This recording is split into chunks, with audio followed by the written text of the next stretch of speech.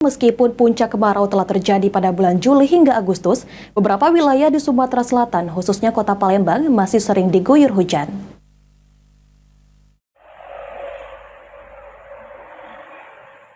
Puncak musim kemarau yang telah terjadi di Sumatera Selatan menyebabkan peningkatan suhu udara antara 34 hingga 35 derajat Celcius, sehingga membuat panas pada siang hari sangat menyengat meskipun sudah memasuki puncak musim kemarau. Tak jarang, sebagian wilayah di Sumatera Selatan, khususnya kota Palembang, masih diguyur hujan. Sinta Andayani, Koordinator Data dan Informasi Stasiun BMKG SMB 2 menjelaskan, penyebab turunnya hujan dikarenakan adanya gelombang atmosfer Rossby dan Kelvin serta adanya angin muson Australia yang membawa uap air sehingga menyebabkan gumpalan awan yang akan menurunkan hujan.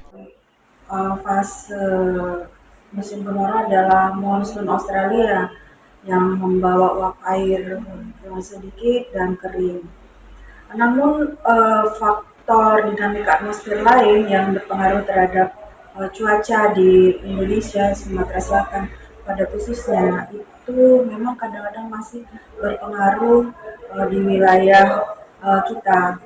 Uh, Contohnya minggu lalu memang sempat beberapa waktu kita turun hujan, itu disebabkan adanya gelombang atmosfer Rossby dan Kelvin yang menambah pasokan uap air sehingga berpotensi menimbulkan awan-awan konvektif yang menyebabkan hujan. Ditambahkan Sinta, untuk kedepannya diperkirakan potensi hujan kembali menurun, sehingga kemungkinan peluang hujan hampir tidak ada sama sekali. Tetapi pihak stasiun BMKG SMB 2 akan kembali memberikan informasi terbaru terkait atmosfer di Sumatera Selatan, terkait potensi hujan di musim kemarau. Ridho Ilahi, PAL TV.